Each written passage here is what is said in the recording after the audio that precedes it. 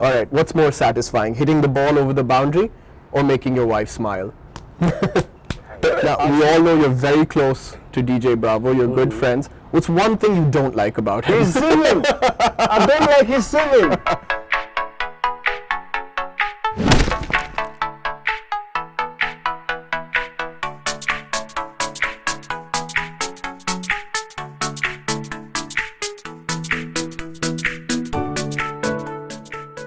Sammy, welcome.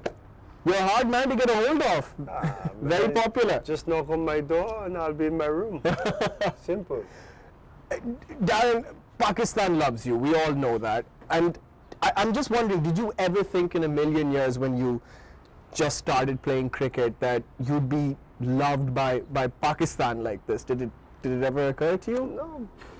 You know, all I dreamt of was playing cricket for the West Indies. You know, when I started playing, they had no T20s where you could be in Pakistan playing, be in England playing, be in Sri Lanka playing. You know, it was just what you would do on an international basis. Yeah. But if it's one thing I've learned as a kid growing up, you know, West Indians have always been loved there.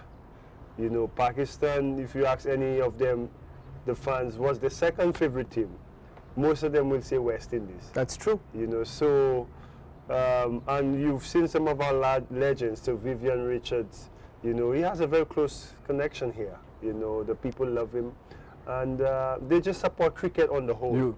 Yeah. The older generation especially, I mean, like my generation, we grew up watching Walsh, Ambrose, Brian Lara, Richie Richardson, all these guys, but my dad's generation, they saw Lloyd, even like Colin Sugars. Croft, Malcolm Marshall, Sylvester Clark, all these guys. So they tell us stories about, man, these West Indians, they were amazing. And also, of course, how big physically, how big they are. So we hear all these stories. And Prime Minister Imran Khan, he told a story once, he told me a story actually, that he was playing against Andy Roberts and he bowled him a bouncer and he didn't see it.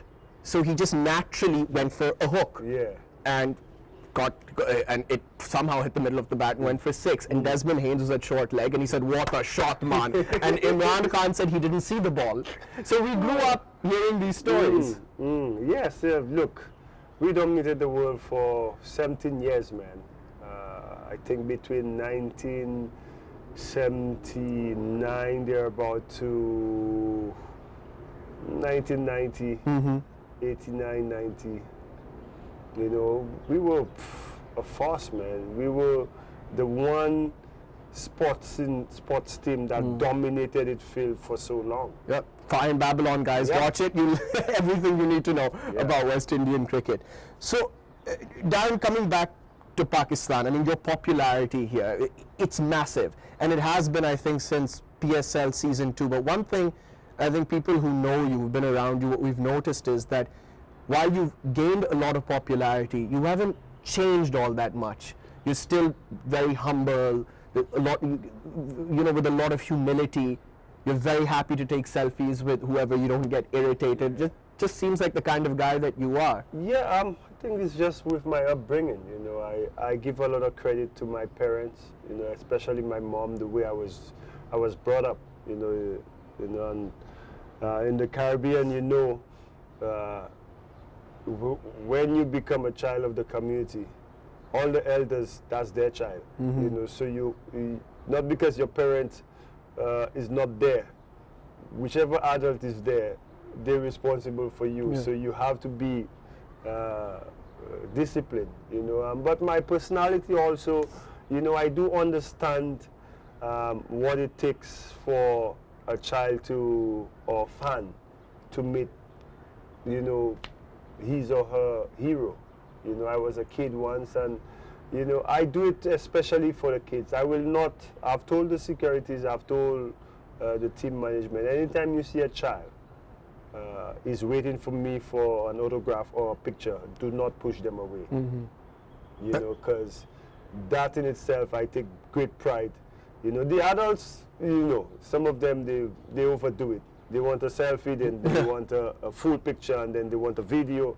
But the kids, you know, it means so much to me that every child is receives what they want from the hero. You know. One thing you have in common with a lot of Pakistani families is that you have a very big family and you're very family oriented. Yeah. You often talk about that. Yeah. Well, look, my mom is the last of 15 children. Really? Yeah. My goodness. Yeah.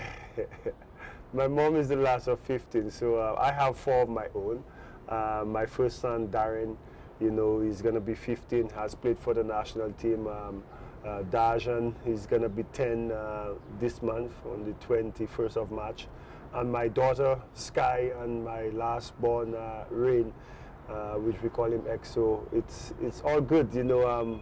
I'm 36 and I'm done with kids. You know? So I got a young teenager going around. What's that like? Yeah, that's not easy. Because it's easier to play bouncers. Yeah, because you see, he's not like a small teenager. He's like already giving me like his dad. Yeah, he's really grown, and but you know, the most important thing in life, man, is family. Yeah. You know, and you have family, you people, your friends that you welcome in as your own family. Yeah. You know, you meet them, and because of the love and the trust between you guys, they become family, and that's what Peshawar franchise is about. Yes. You know, people ask, why are we so consistent over the years? Well, I think it's because of the way we deal with each other, from the franchise owner down to the massage therapist, down to you guys. You know, everybody has a part to play in that, creating that family-oriented franchise, which we've done so well over the last 5 seasons. I want to talk about your leadership skills, how well you've captained the Peshawar Zalmi side, and of course the West Indies. You've led them to 2 T20 World Cup wins. But I want to talk about a little bit about your faith. I know it's very personal, but you mention it a lot. Yeah. You mention God, you thank God, and I think that's also just a very important part of your personality, and you bring it to your game. I'd like to explore that a little bit. Yeah, because you know, in the Caribbean, the #1 religion is Christianity. Yes. You know, and I was raised in the Christian home. You know, that's where, you know, the discipline really took place. You know, I used to preach as a kid in church, you know, with Children's Day programs and stuff. I used to be the one to preach, and you know, my mom, who still has the office in a leadership position in the church, you know, we always pray, you know, to the Supreme Being, which we call God, Jesus Christ, the Creator, and you know, in me is that belief. That he always says he never gives you more than you could bear. That's in the Quran as well. Yeah. So for me, whatever situation I find myself in, I always believe I'm in that situation for a reason. And if I stick to my faith, to my beliefs, you know, I could come through and triumph, because I'm there because the man above knows I could handle it, and I could give you an instant. Well, the 2 World Cups that we won. Crazy. Yeah, you know, we were 40 odd in Sri Lanka after 10 overs. We got to 140 and we defended it.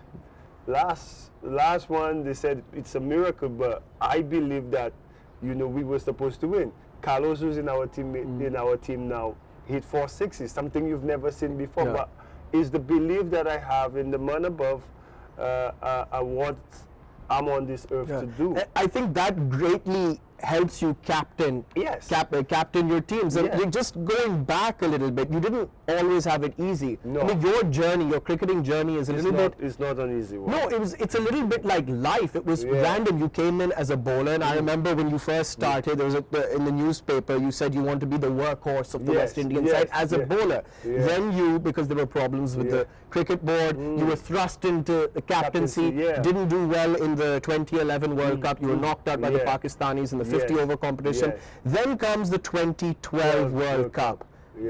And everything changed. And people put it down to, of course, you know, you had some brilliant individuals, but your leadership skills. It's it's important to be able to get players to think along team. My big mantra is do what's necessary for the team to win. Put personal egos aside, because sometimes the team need you to really go at 10 runs and over. But because you're looking for a milestone, you go in at 5 runs and over, and the team is losing. You gaining the glory, but the team is losing. I've always preached that.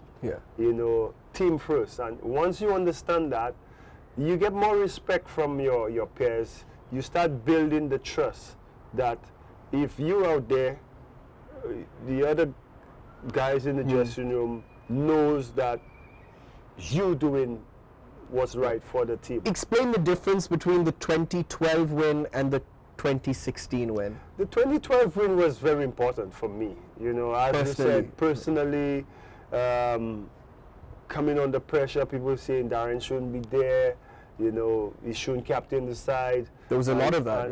And you know, a lot was going on. You know, I was from St. Lucia, you know, all these things. And I strongly believe, you know, I was getting to know my players during that period, because remember I just got captaincy in 2010 in October, so almost 2 years to the T, we delivered the silverware, something we have not done since 2004 under Brian Lara. So that one in itself was simply God taking some of the stress off my shoulders, to be honest, because it was tough. But I never faltered in my faith and in the belief of myself and why I was there. I believe I was there for a reason. And once I understood the reason I was there, the role I had to play for West Indies cricket during that period, I didn't care what else was being said. I understood I was supposed to bring stability, play a brand of cricket that, you know, that never say die attitude. And I think we did that. 2012 was amazing, and then to repeat it in 2016. Well, before that, 2014 we lost Duckworth Lewis to Sri Lanka. But in 2016 in India, against all the odds, all what it never should have happened. All what we went through as a team, with the administration, and for men to put their head down and focus on one goal, which was to win that World Cup. And the dramatical scenes in which we won that World Cup, it tells you there's again, you know, that's you being as the West Indian captain, and also being able to captain Peshawar Zalmi with guys from different backgrounds, all walks of life, but you still make it work. So well, like I said, it's, you know, teamwork makes the dream work. You know, I mean, if we, in fact, earlier before I came, I was having a conversation with one of the marketing guys with Zalmi, and I was saying from day one, if you set the standard in which you want to go by, whoever comes in just automatically comes to follow. They're coming into a setup that's really structured, and you know there's a guideline as to what we expect, how we play, and what we do for each other. So you coming into that setup that is really solid. So from the good thing with Mohamed Akram, Javed Afridi, Shahid Afridi was the captain then, and I was vice captain. We developed a way that we want to play, you know, and obviously Shahid gave the reins over to me, but that didn't change. Team always comes first, and with my personality, I like to motivate, instill self-belief, because I think that's what a lot of cricketers are lacking, is the mental. So what I've got so far from speaking to you, you're more of a motivator than a tactician. Of course, you have to be an astute captain, field positions, which bowler to bring on at a certain time. But I feel like, you know, the core strength of your captaincy is that you know how to motivate your players. You know how to get the best out of them. You know, and that's what you want from your leader. You know, sometimes, a guy bowls a bad over. He knows he bowls a bad over, but do you like crucify him or do you uplift him? Because one bad over, you could come back and bowl 3 great ones, or even 1 great one that could change the game around for us. So, you know, you keep talking about those positive words. You know, I remember the second final we lost to Islamabad, where the Ronki and whoever was going, they were 100 in probably 7 overs, chasing 150, 160. And I just kept telling them, add 2 quick wickets to the score. This game is not over. We nearly came back and won that game, you know, but it's the self-belief and the belief in each other. You know, if you could instill that, because we all could play cricket. The talent is there. But I think mentally, that's where, if we are strong mentally, then whatever the situation comes, they know they have a captain that believes that from whatever situation we could win. It rubs off on them. Right, just, I actually want to know this. There was a match against Australia in one of the T20 World Cups when you hit James Faulkner for a 6. Now, we all know that West Indians love to celebrate, but that celebration was something else. There was a certain edge to it. Tell us a little bit about that. What had happened before that, you know, Faulkner was you know, he was in his prime. He was playing well, batting well, bowling well, and the day before that game, in the press conference, the headline was, Faulkner doesn't like West Indians. Did he have a little bit to side on the field as well? So, you know, he's always talking, he and Gale, when he first played against Gale in Australia and all these things. So he was talking, he was chirping a bit, you know, and that motivated us. You know, Ravi Shastri was commentating at the time when you came out to bat. He's like, if he gets it, if he bowls full to Sammy, Sammy will get underneath it. He will get, and that's exactly what happened. It's one of my best. It's one of my best games, because I think we needed 33 off 2 overs. And I hit Mitchell Starc for 21. Your batting was at its best then. We hit Mitchell Starc for 21 in the penultimate over. So we needed 12 of the last one. And who comes in to bowl? The guy that's been talking all the time. So for me, that was game over. I said to Bravo, I just need 2 balls. I'm not looking for singles. I need 2 balls to just finish the game. And the first 2 balls were dots. The next 2 disappeared, they were long off, and then Grill and everybody, there's no better feeling knowing that you could just watch all your teammates running towards you in triumph, man. That was a special game. Daren Sammy, this was a pleasure. It was wonderful talking to you, but we have one quick segment coming up. We call it Quick Singles. Stay tuned.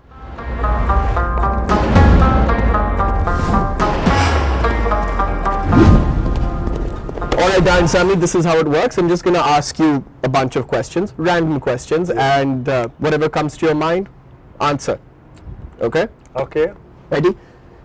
Now, we've talked about your popularity in Pakistan, but also in the West Indies, in St. Lucia. You have a ground named after you.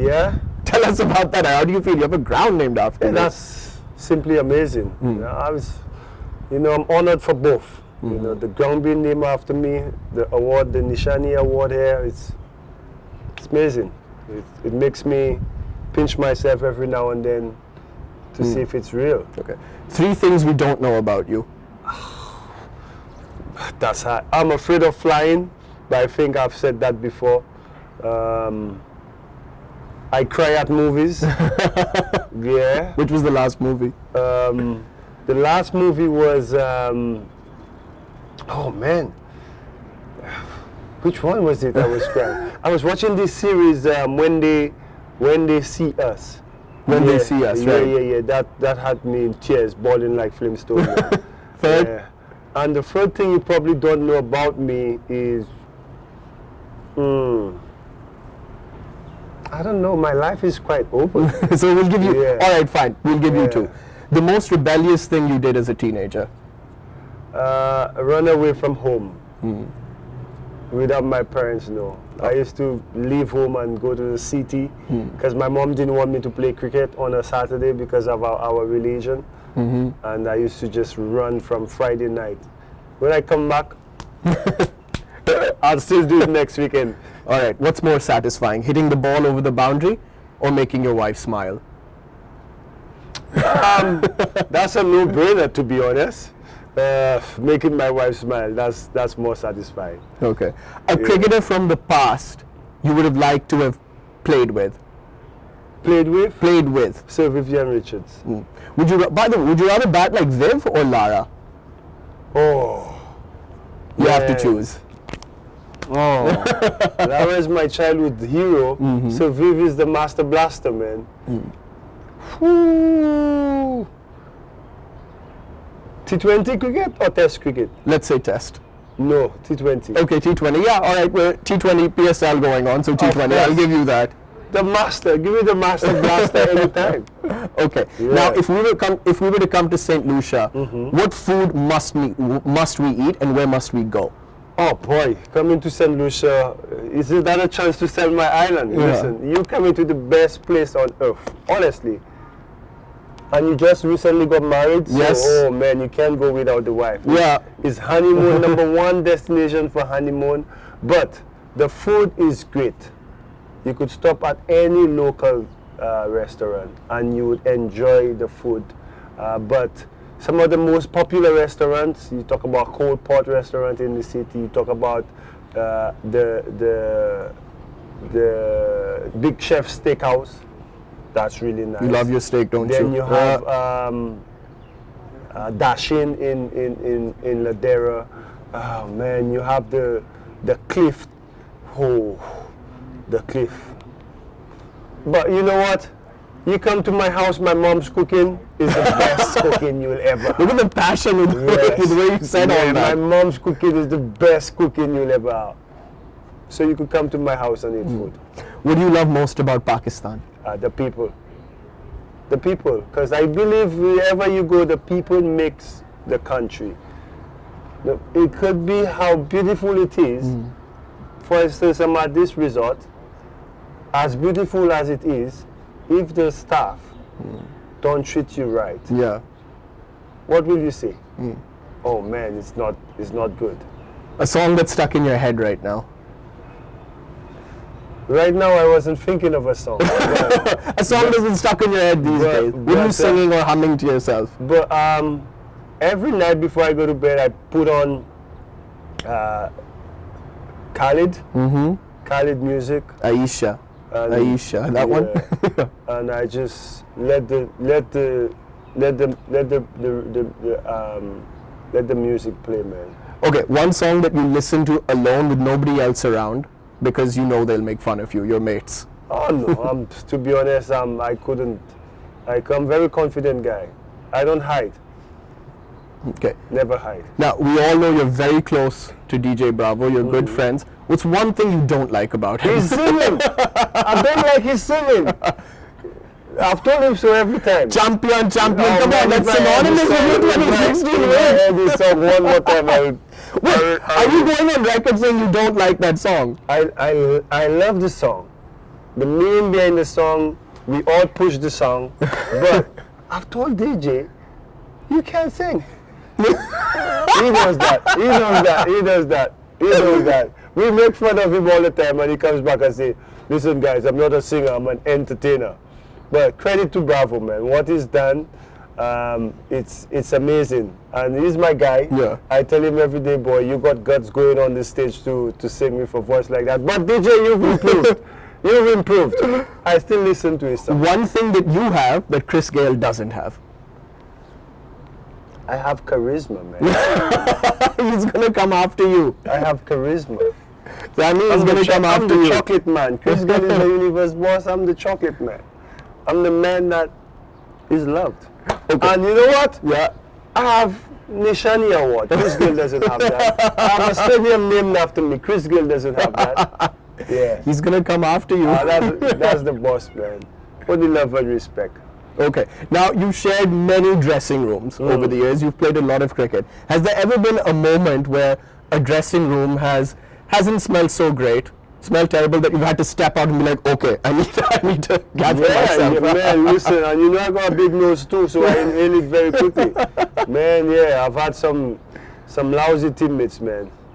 Yeah, but I'm not gonna name, but Yeah. oh. Final question, Daren Sammy. What does Peshawar Zalmi mean to you, captaining Peshawar Zalmi? Well, it's something special.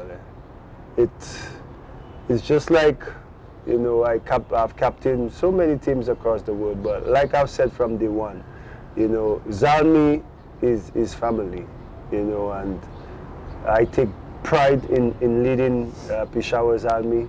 I think it's a franchise. You hear Peshawar, you'll hear Daren Sammy, and I think leading them out there, it's one of the best teams I've led, and hopefully I lead them to another title this year. Daren Sammy, it was a pleasure speaking to you. It really was, and thank you for helping Pakistan. Thank you so much. Just playing you cricket, played a big man. role. Just playing cricket. Cheers. That's where the passion is. Thank you. All right.